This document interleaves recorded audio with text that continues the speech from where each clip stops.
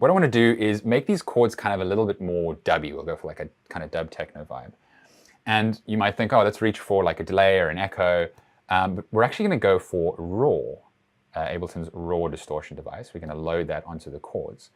And the reason we're going to do this is because in raw, so this is a very deep distortion device. There's a lot that we can do with it. But we have these various different routing modes. At the moment, we're in the single routing mode. But there's this relatively new feedback routing mode.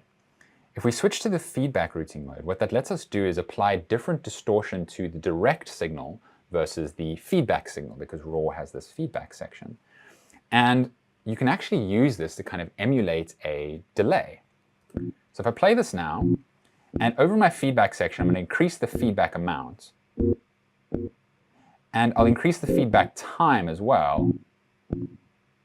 And what you can start to hear is we're getting kind of echo-style delays. Maybe I'll switch this feedback mode to a synced rate. And let's go with, in fact, I'm going to set it to a dotted rate. We'll go with like dotted eighths. Now I've got that kind of basic delay effect going. I can go over to the feedback routing here, or the feedback signal path, and I can apply some distortion just to the feedback.